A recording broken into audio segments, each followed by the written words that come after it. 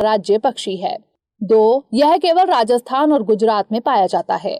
3, इसे IUCN की red list में गंभीर रूप से संकटग्रस्त यानी क्रिटिकली एंडेंजर्ड श्रेणी में सूचीबद्ध किया गया है।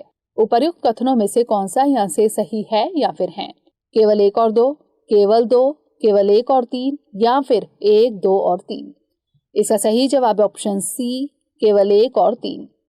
हाल ही में केंद्र सरकार ने ग्रेट इंडियन बस्टर्ड के आवास में ट्रांसमिशन केबल को भूमिगत रखने के आदेश में संशोधन की मांग करते हुए सुप्रीम कोर्ट का दरवाजा खटखटाया है। जान लेते हैं ग्रेट इंडियन बस्टर्ड यानी GIB के बारे में। यह राजस्थान का राज्य पक्षी है, इसलिए कथन 1 सही है। इसे भारत का सबसे गंभीर रूप से संकटग्रस्त पक्षी माना जाता है। इसे घास के मैदान की प्रमुख प्रजाति माना जाता है। यह घास के मैदान पारिस्थितिकी तंत्र का प्रतिनिधित्व करता है। इसकी आबादी ज्यादातर राजस्थान और गुजरात तक ही सीमित है। हालांकि यह महाराष्ट्र, कर्नाटक और आंध्र प्रदेश में भी कुछ संख्या में पाया जाता है, इसलिए कथन 2 गलत है। पावर ट्रांसमिशन लाइंस शिकार, जो कि अभी भी पाकिस्तान में प्रचलित है, आवास स्थानों की हानि और व्यापक कृषि के विस्तार के चलते होने वाले परिवर्तन लगातार इनके लिए खतरा बने हुए हैं। जान लेते हैं इसकी संरक्षण स्थिति के बारे में। यह IUCN की रेड लिस्ट में गंभीर रूप से संकटग्रस्त है, इसलिए कथन 3 सही है। यह साइट्स के परिशिष्ट 1 में, कंजर्वेशन और माइग्रेटरी स्पीशीज यानी CMS के परिशिष्ट 1 और वन्यजीव संरक्षण अधिनियम 1972 की अनुसूची 1 में शामिल है। तो इस तरह इस प्रश्न का सही जवाब ऑप्शन सी, केवल 1 और 3। अगला प्रश्न है, जेम्स वेब स्पेस टेलीस्कोप के संदर्भ में निम्नलिखित कथनों पर विचार कीजिए। 1, यह केपलर मिशन की जगह लेगा और इसके द्वारा की गई खोजों का विस्तार एवं उन्हें पूरा करेगा। 2, यह नासा, यूरोपीय अंतरिक्ष एजेंसी यानी ESA और कनाडाई अंतरिक्ष एजेंसी के बीच अंतर्राष्ट्रीय सहयोग का परिणाम है। उपर्युक्त कथनों में से कौन सा यहाँ से सही है या फिर है? केवल 1, केवल 2, 1 और 2 दोनों या फिर ना तो 1 और ना ही 2? इसका सही जवाब ऑप्शन बी, केवल 2। नासा का जेम्स वेब स्पेस टेलीस्कोप यानी JWST इस महीने की 22 तारीख को लॉन्च किया जाएगा। James Webb space telescope NASA का सबसे शक्तिशाली इंफ्रारेड टेलीस्कोप है। यह हबल टेलीस्कोप की जगह लेगा और यह इसके द्वारा की गई खोजों का विस्तार एवं उन्हें पूरा करेगा, इसलिए कथन 1 गलत है। यह टेलीस्कोप नासा, यूरोपीय अंतरिक्ष एजेंसी यानी ESA और कनाडाई अंतरिक्ष एजेंसी के बीच अंतर्राष्ट्रीय सहयोग का परिणाम है, इसलिए कथन 2 सही है। यह नई और अप्रत्याशित खोजों में सहायक होगा और मानवता को ब्रह्मांड की उत्पत्ति और उसमें हमारी स्थिति को समझने में मदद करेगा। तो इस तरह इस प्रश्न का सही जवाब ऑप्शन बी, केवल 2। अगला प्रश्न है, निम्नलिखित कथनों पर विचार कीजिए। 1, रेडियो एक्टिविटी कुछ तत्वों के अस्थिर नाभिक से कणों या तरंगों के रूप में स्वतः स्फूर्त ऊर्जा उत्सर्जन की घटना है। 2, विशेष प्रकार के जल में कुछ मात्रा में रेडियोधर्मी विकिरण होते हैं। उपर्युक्त कथनों में से कौन सा यहाँ से सही है या फिर है? केवल 1, केवल 2, 1 और 2 दोनों या फिर ना तो 1 और ना ही 2? इसका सही जवाब ऑप्शन ए, केवल 1। हाल ही में दुनिया के कई हिस्सों में जल में रेडियो एक्टिव प्रदूषण और इससे जुड़े स्वास्थ्य पर पड़ने वाले प्रभाव सामने आए हैं। रेडियो एक्टिविटी कुछ तत्वों के अस्थिर नाभिक से कणों या तरंगों के रूप में स्वतः स्फूर्त ऊर्जा उत्सर्जन की घटना है, इसलिए कथन 1 सही है। रेडियो एक्टिव उत्सर्जन 3 प्रकार का होता है, अल्फा, बीटा और गामा। अल्फा कण धनावेशित हीलियम यानी He परमाणु है, बीटा कण ऋणावेशित इलेक्ट्रॉन है और गामा किरणें उदासीन विद्युत चुंबकीय विकिरण हैं। प्राकृतिक रूप से रेडियोधर्मी तत्व पृथ्वी की क्रस्ट में पाए जाते हैं।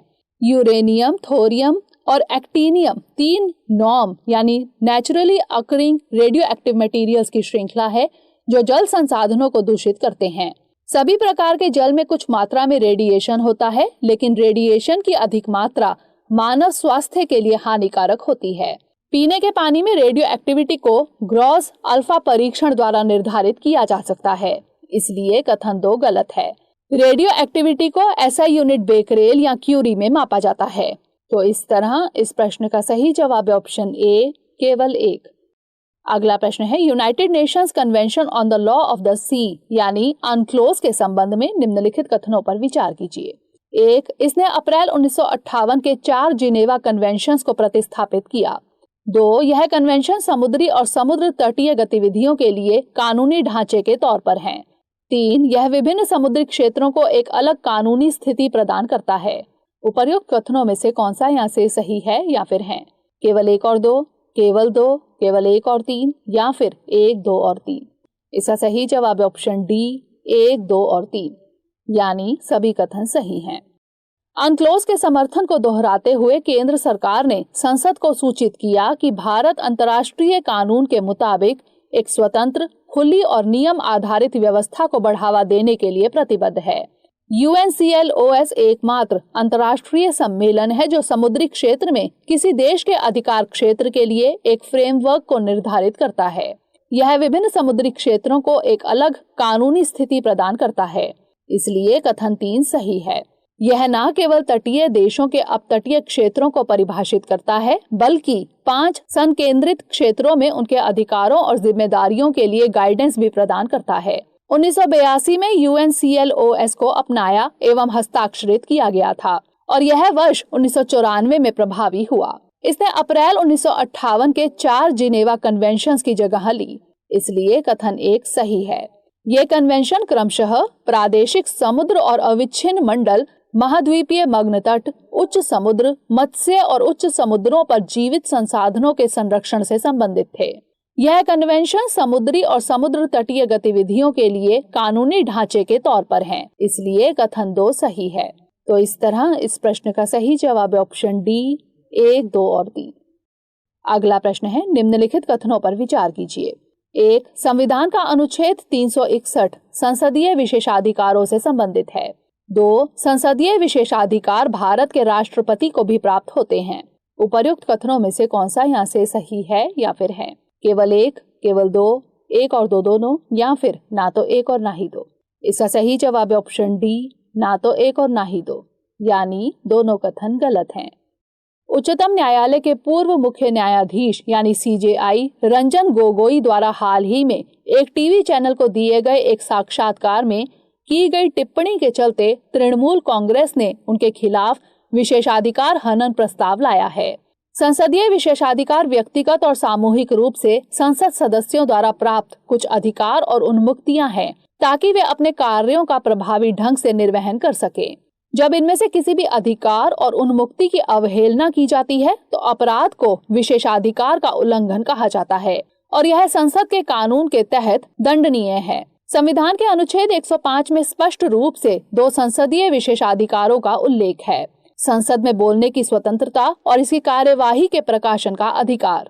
राष्ट्रपति को संसदीय विशेषाधिकार प्राप्त नहीं है, जबकि वह संसद का अभिन्न अंग है, इसलिए कथन 2 गलत है। संविधान के अनुच्छेद 361 में राष्ट्रपति के लिए विशेषाधिकार की बात की गई है, इसलिए कथन 1 गलत है।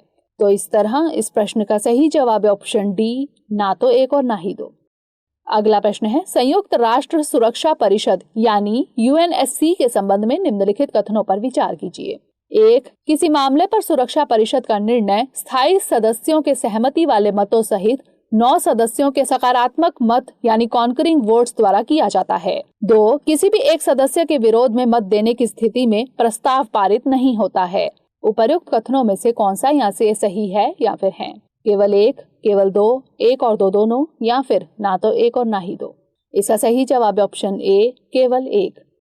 हाल ही में भारत ने जलवायु और सुरक्षा पर संयुक्त राष्ट्र सुरक्षा परिषद के मसौदा प्रस्ताव के खिलाफ मतदान किया। जान लेते हैं UNSC यानी संयुक्त राष्ट्र सुरक्षा परिषद के बारे में।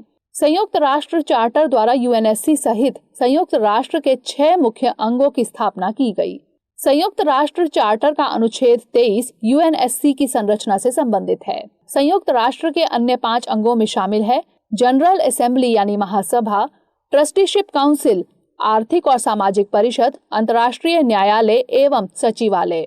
UNSC में 15 सदस्य शामिल हैं, 5 स्थायी और 10 अस्थायी। 5 स्थायी सदस्य हैं चीन, फ्रांस, रूस, यूनाइटेड किंगडम और संयुक्त राज्य अमेरिका। 10 अस्थायी सदस्य संयुक्त राष्ट्र महासभा द्वारा 2 साल के लिए चुने जाते हैं। सुरक्षा परिषद के प्रत्येक सदस्य का एक मत होता है। किसी मामले पर सुरक्षा परिषद का निर्णय स्थायी सदस्यों के सहमति वाले मतों सहित 9 सदस्यों के सकारात्मक मत द्वारा किया जाता है, इसलिए कथन 1 सही है। 5 स्थायी सदस्यों में से एक सदस्य के विरोध में मत देने की स्थिति में प्रस्ताव पारित नहीं होता है, इसलिए कथन 2 गलत है। तो इस तरह इस प्रश्न का सही जवाब है ऑप्शन ए, केवल 1। अगला प्रश्न है, राष्ट्रीय परीक्षण एजेंसी यानी एनटीए के संबंध में निम्नलिखित कथनों पर विचार कीजिए। 1. एनटीए की अध्यक्षता शिक्षा मंत्रालय द्वारा नियुक्त एक प्रख्यात शिक्षाविद करता है। 2. इसे भारतीय सोसाइटी पंजीकरण अधिनियम 1860 के तहत एक पंजीकृत सोसाइटी के तौर पर स्थापित किया गया था। उपर्युक्त कथनों में से कौन सा यहाँ से सही है या फिर है? केवल 1, केवल 2, 1 और 2 दोनों, या फिर ना तो 1 और ना ही 2। इसका सही जवाब है ऑप्शन सी, 1 और 2 दोनों, यानी दोनों कथन सही हैं। नेशनल टेस्टिंग एजेंसी यानी एनटीए ने उम्मीदवारों को ऑनलाइन मुफ्त में उच्च गुणवत्ता वाले मॉक टेस्ट सुविधा मुहैया कराने के लिए नेशनल टेस्ट अभ्यास नामक एक मोबाइल ऐप लॉन्च किया है। जान लेते हैं राष्ट्रीय परीक्षण एजेंसी के बारे में। इसकी स्थापना भारतीय सोसाइटी पंजीकरण अधिनियम 1860 के तहत एक पंजीकृत सोसाइटी के तौर पर की गई थी, इसलिए कथन 2 सही है।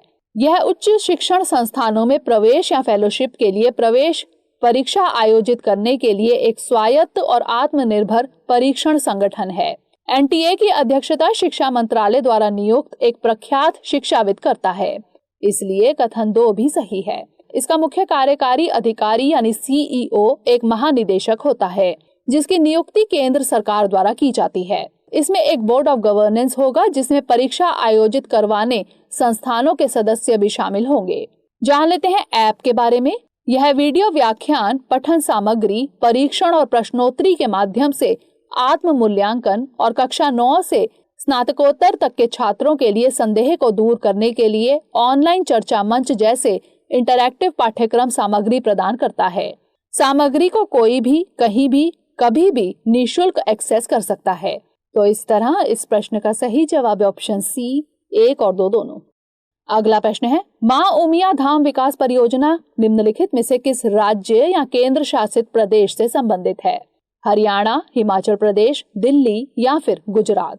इसका सही जवाब है ऑप्शन डी, गुजरात। मां उमिया धाम विकास परियोजना गुजरात से संबंधित है। हाल ही में प्रधानमंत्री श्री नरेंद्र मोदी ने वीडियो कॉन्फ्रेंसिंग के माध्यम से मां उमिया धाम मंदिर और मंदिर परिसर से जुड़ी मां उमिया धाम विकास परियोजना की आधारशिला रखी। इस अवसर पर श्री मोदी ने कहा है कि यह परियोजना सबका प्रयास की अवधारणा का एक उदाहरण है और यह सभी के प्रयासों से पूरी होगी। इस परियोजना के तहत मां उमिया धाम मंदिर और पूरे परिसर का विकास किया जाएगा, अतः विकल्प डी सही है। तो इस तरह इस प्रश्न का सही जवाब है ऑप्शन डी, गुजरात। अगला प्रश्न है, भारत इलेक्ट्रॉनिक्स लिमिटेड यानी बीईएल के संबंध में निम्नलिखित कथनों पर विचार कीजिए। 1. यह वाणिज्य मंत्रालय के तहत एक सार्वजनिक क्षेत्र का उपक्रम यानी पीएसयू है। 2. इसके द्वारा इलेक्ट्रॉनिक वोटिंग मशीन यानी ईवीएम और voter verified paper audit trail यानी वीवीपीएटी का निर्माण किया जाता है। उपर्युक्त कथनों में से कौन सा यहाँ से सही नहीं है या फिर है? केवल 1, केवल 2, 1 और 2 दोनों, या फिर ना तो 1 और ना ही 2? इसका सही जवाब है ऑप्शन ए, केवल 1। हाल ही में रक्षा मंत्री राजनाथ सिंह ने वर्चुअल माध्यम से उत्तराखंड के कोट द्वार में भारत इलेक्ट्रॉनिक्स लिमिटेड के रक्षा उत्पादों की प्रदर्शनी का उद्घाटन किया। प्रदर्शनी का आयोजन आजादी का अमृत महोत्सव के एक हिस्से के तौर पर किया जा रहा है। जान लेते हैं बीईएल यानी भारत इलेक्ट्रॉनिक्स लिमिटेड के बारे में। यह एक सरकारी स्वामित्व वाली एरोस्पेस और रक्षा कंपनी है। यह रक्षा मंत्रालय के तहत एक सार्वजनिक क्षेत्र का उपक्रम यानी पीएसयू है, इसलिए कथन 1 गलत है। यह मुख्य रूप से भारतीय सशस्त्र बलों के लिए उन्नत इलेक्ट्रॉनिक उत्पाद बनाती है। इसे नवरत्न कंपनी का दर्जा दिया गया है। इसके द्वारा इलेक्ट्रॉनिक वोटिंग मशीन यानी ईवीएम और voter verified paper audit trail यानी वीवीपीएटी का निर्माण किया जाता है, इसलिए कथन 2 सही है। तो इस तरह इस प्रश्न का सही जवाब है ऑप्शन ए, केवल 1। अंतिम प्रश्न है, सुपरसोनिक मिसाइल असिस्टेड टॉर्पीडो के संबंध में निम्नलिखित कथनों पर विचार करें। 1. इसे हिंदुस्तान एरोनॉटिक्स लिमिटेड यानी HAL ने विकसित किया है। 2. इस प्रणाली को टॉर्पीडो की पारंपरिक सीमा से कहीं अधिक पनडुब्बी रोधी युद्ध क्षमता बढ़ाने के लिए डिजाइन किया गया है। उपर्युक्त कथनों में से कौन सा यहाँ से सही है या फिर है? केवल एक, केवल दो, एक और दो दोनों, या फिर ना तो एक और ना ही दो। इसका सही जवाब है ऑप्शन बी, केवल दो। हाल ही में ओडिशा के अब्दुल कलाम द्वीप यानी व्हीलर द्वीप से supersonic missile assisted torpedo system को लॉन्च किया गया। यह भारतीय नौसेना के लिए रक्षा अनुसंधान और विकास संगठन यानी DRDO द्वारा विकसित किया जा रहा है, इसलिए कथन 1 गलत है। यह अगली पीढ़ी का मिसाइल आधारित गतिरोध टॉर्पीडो डिलीवरी सिस्टम है। इसे टॉर्पीडो की पारंपरिक सीमा से अधिक पनडुब्बी रोधी युद्ध क्षमता बढ़ाने के लिए डिजाइन किया गया है, इसलिए कथन 2 सही है। मिसाइल को एक ग्राउंड मोबाइल लॉन्चर से लॉन्च किया जाता है और यह अलग अलग रेंज को कवर करने में सक्षम है। तो इस तरह इस प्रश्न का सही जवाब है ऑप्शन बी, केवल 2। अब नोट कर लेते हैं आज का अभ्यास प्रश्न। निम्नलिखित कथनों पर विचार कीजिए। 1. राष्ट्रीय ऊर्जा संरक्षण दिवस नवीन और नवीकरणीय ऊर्जा मंत्रालय की एक पहल है। 2.